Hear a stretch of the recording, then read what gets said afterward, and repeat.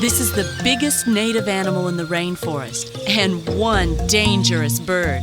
She's got a helmet on top of her head, and her inner claw is like a dagger. She can use this to eviscerate or disembowel just about anything.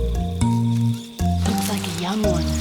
Fully grown, a cassowary is over 6 feet tall, and they don't appreciate human company. If she spots us, she'll run, and if we're lucky, it'll be away from us. She's got that armored head that she'll put down and use like a battering ram to slice through the rainforest. Terry spots a jewel, the jewel of the Cape. Wow! Woo! This bamboo is the perfect habitat for these beautiful little green pythons. Now, he's called a green python even though he's yellow because when the babies hatch out, they can be this brilliant yellow, orange, brick red. Some of them are even blue. Now, the mother would have laid her eggs here. She'd lay about 1 or 2 dozen eggs.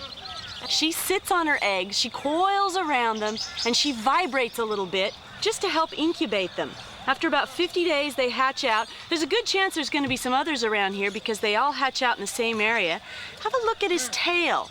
Right there on the end of his tail, it's that blue color. Now, he uses the end of his tail to twitch or wriggle in order to lure little prey items within grasp. You can see those heat-sensing pits right on the front of his face. He's got the amazing ability to detect heat. You'll see the lovely pattern down his back. When he grows up, he'll have kind of a blue tinge right along his flanks, and those colors really help him camouflage in this nice bamboo forest. Hey, Terry! Terry! Yeah! I got another one! Check this out. Now, this is probably a brother or sister of that golden one. It's already started to change green. It's going into that brilliant emerald green coloration. Now, have a look. The last part to change is down on the bottom end there, the back end right towards the tail. You can see that gold there. And actually, if you have a look there, just on the tip of his tail, come on, give us a look at your tail. Here it comes. It's still that purpley blue colour, the caudal lure colour. Have a look at his head. Got a real arrow-shaped head, typical python structure, and he's got bands that come right back from his snout through his eyes along his head. And that creates a very good camouflage for him. Of course, being a little green python, everything out here in the bush that eats meat would eat one of these. They are in a lot of danger from predators, and that's why camouflage is so important. This kind of foliage, the bamboo, is brilliant. He's heading back up in amongst the thickest part of the bamboo where he is completely safe from predators. We're moving up to the very top of Cape York Peninsula. 50 miles to go with another unique part of the world spread out in front of us. It's a great view up here, and the poles themselves are a part of Australia's frontier history going back more than 100 years.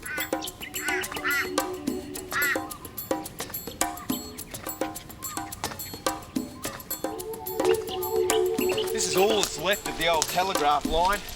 It used to be the link from the south to the very far north. And this is a really interesting location for me because this is where the telegraph line cuts across the Jardine River. If you have a look up there, there's a beautiful cross as a memorial to a local bloke who was working on the telegraph line for 30 years. And unfortunately, he got grabbed by a crocodile and drowned and died right here in the Jardine. It looks tranquil, beautiful, crystal clear water. Why wouldn't you want to swim there? It's a trap that even old timers have made. 1980, he made the mistake of going down at the wrong part of the river at the wrong time of the day. In the wet season, the Jardine drains more fresh water into the sea than any other river in Australia. It's one of the cleanest rivers on Earth, and even though it's dangerous, Steve's determined to take advantage of the visibility to check the health of the local aquatic wildlife. I'm going to go in and have a look around because this place just has the most beautiful freshwater species and the clarity is excellent. There's the possibility of seeing both species of crocodiles, the big salties, but I'm hoping to find freshies. They're cute and pretty well harmless, particularly underwater.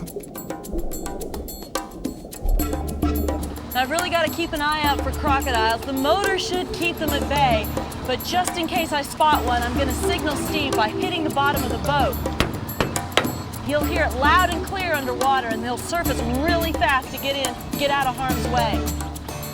The clarity of water makes it pretty easy to spot things. However, crocodiles have excellent camouflage. They look like a log. It's important that I stay right near Terry, real close, so as I can hear her bang the boat. And every time I go under snags, a big fish surprises me and I think it might be a crocodile. So far, no crocs, but the fish! Beautiful, it's thick with them. They're everywhere. It's really dark and really eerie under these melaleucas, or paperbacks. You can see why they call them that. The leaves kind of drape right over. There's big snags when they brush up against you. Whoa! Just thinking it's going to be a croc strike.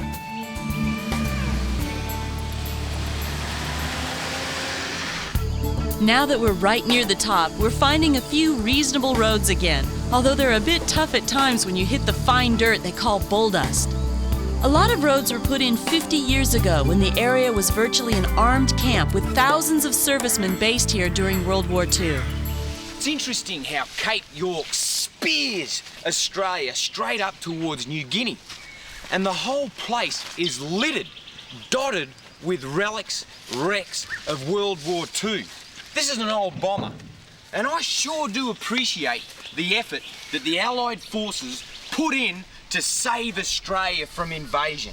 I'd like to take this opportunity to say thanks to the US Armed Forces and Terry's dad, Clarence. He was up there fighting for Australia. The rainforests at the top of Cape York Peninsula are like nothing else in the rest of Australia. Biologically, they're part of Papua New Guinea, and natural barriers further down the Cape mean that many of the rare animals we find here can't make it further south.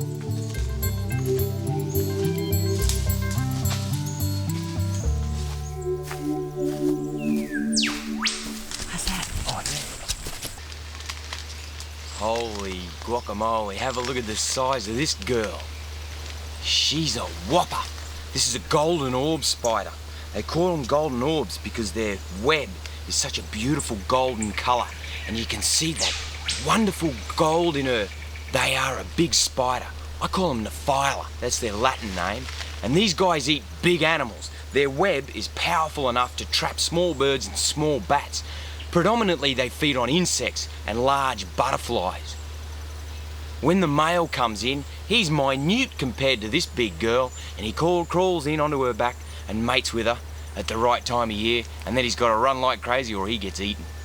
They have a magnificent web which is strong, really strong. Probably the strongest web in Australia. You can see why birds and bats get caught up in them. Wow, look at her, she's glorious.